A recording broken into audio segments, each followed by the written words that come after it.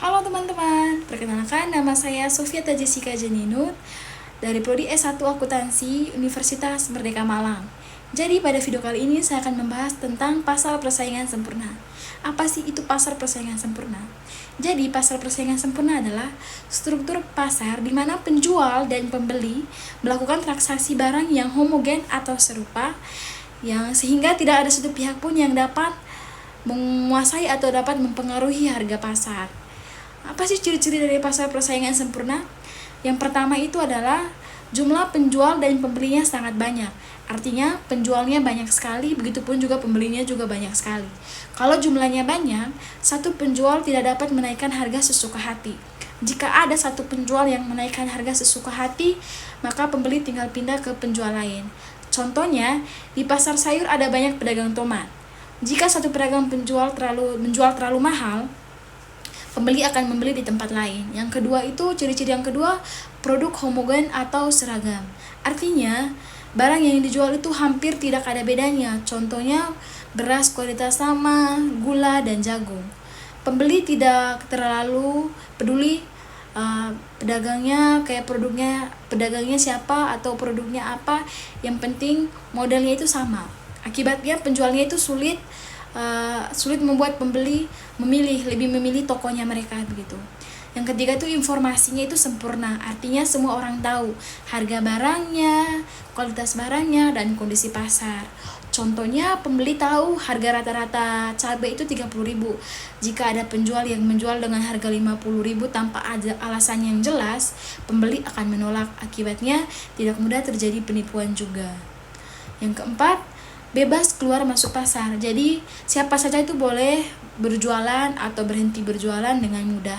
Tidak ada hambatan seperti izin yang sulit, modal yang sangat besar, ataupun aturan khusus.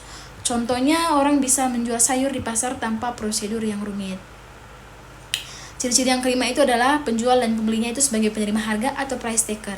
Artinya mereka hanya mengikuti harga pasar, bukan menentukan harganya sendiri. Contohnya, harga telur di pasar kan 28.000 per kilo. Pedagang tidak bisa memaksa menjual dengan Rp 40.000 per kilo karena pembeli akan pergi. Jadi harga terbentuk dari permintaan dan penawaran seluruh pasar. Yang berikut itu adalah tujuan pasar. Yang pasti kita sudah tahu ya apa itu tujuan pasar. Karena pasar kan ini perdagangan, otomatis perdagangan itu untuk mencari keuntungan. Jadi ada beberapa rumus dari tujuan pasar, dari pasar persaingan sempurna itu. Keterangannya itu MC sama dengan marginal cost atau biaya marginal. MR itu marginal revenue atau penerimaan pendapatan. Jadi, jika MR ini lebih besar dari MC, produksinya ditambah. Akan tetapi, jika MR ini lebih kecil dari MC, maka produksinya harus dikurangi. Jadi ada kurva dalam pasar persaingan sempurna. Yang pertama itu adalah kurva permintaan perusahaan. Bentuknya itu horizontal karena perusahaan harus mengikuti harga pasar. Harga pasar tetap jika menaikkan harga sedikit saja, pembeli akan pindah ke tempat lain atau ke penjual lain. Yang kedua itu adalah kurva penerimaan. Dalam pasar persaingan sempurna berlaku MR atau marginal revenue dan A sama dengan AR atau average revenue sama dengan P dan price. Artinya penerimaan tambahan sama dengan harga barang. Kelebihan. Apa sih kelebihan dari pasar persaingan sempurna itu? Yang pertama itu adalah tidak ada monopoli kekuasaan pasar. Artinya, tidak ada satu perusahaan atau penjual yang menguasai pasar. Karena penjualnya sangat banyak, produk yang dijual juga sama, pembelinya bebas juga memilih. Akibatnya tidak ada penjual yang bisa menentukan harga seenaknya, penjual juga harus mengikuti harga pasar. Contohnya, jika satu pedagang menjual beras terlalu mahal, pembeli akan membeli di pedagang lain. Jadi, pasar lebih memilih adil karena kuasanya tidak memiliki satu pihak saja, tidak dimiliki satu pihak saja. Kelebihan yang kedua tuh harganya lebih murah bagi konsumen. Dalam pasar persaingan sempurna, banyak penjual itu saling bersaing sehingga mereka berusaha menjual dengan harga yang wajar dan murah. Kalau harganya terlalu tinggi, pembeli akan pindah ke penjual lain. Akibatnya, harganya itu cenderung stabil, konsumen memperoleh barang dengan harga yang lebih rendah. Contohnya di pasar sayur, banyak pedagang menjual barang yang sama sehingga harganya tetap bersaing. Yang ketiga itu ada produksi berjalan secara efisien. Artinya perusahaan itu menggunakan sumber daya sebaik mungkin agar biaya produksinya itu rendah, karena keuntungannya itu lebih sulit diperoleh. Perusahaan harus bekerja efisien supaya tetap bertahan. Jadi karena tadi ada kelebihannya, maka ada juga kekurangan dari persaingan sempurna. Yang pertama itu sulit ditemukan dalam kehidupan nyata. Pasar persaingan sempurna sebenarnya lebih banyak digunakan sebagai teori ekonomi atau pasar ideal.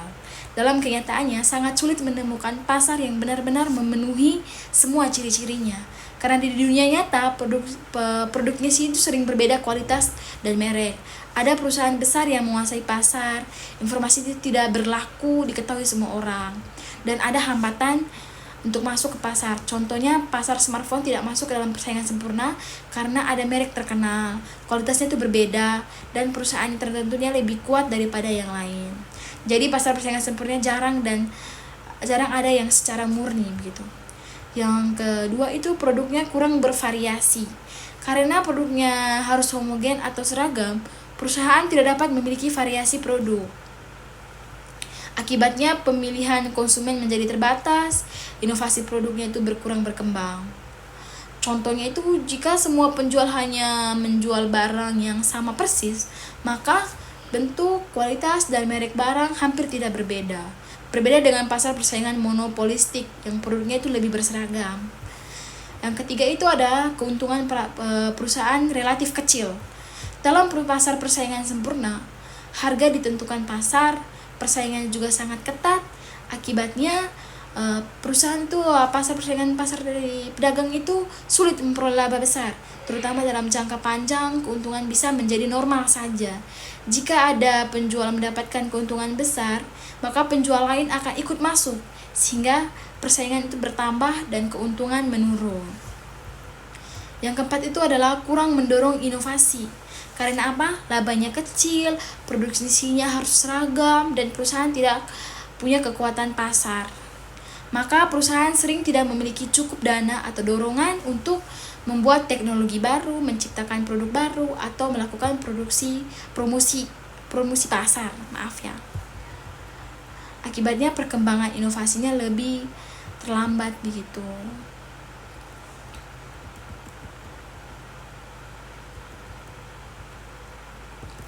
Jadi seperti yang kita ketahui ya, apa itu contoh pasar persaingan sempurna? Jadi contohnya itu mungkin kita sudah tahu tapi tidak tahu ini yang dinamakan pasar persaingan sempurna. Contohnya itu pasar sayur tradisional, pasar hasil pertanian, pasar ikan, dan pasar beras. Jadi kesimpulannya itu, pasar persaingan sempurna adalah pasar ideal dengan banyak penjual dan pembeli, produk homogen, serta harga ditentukan pasar.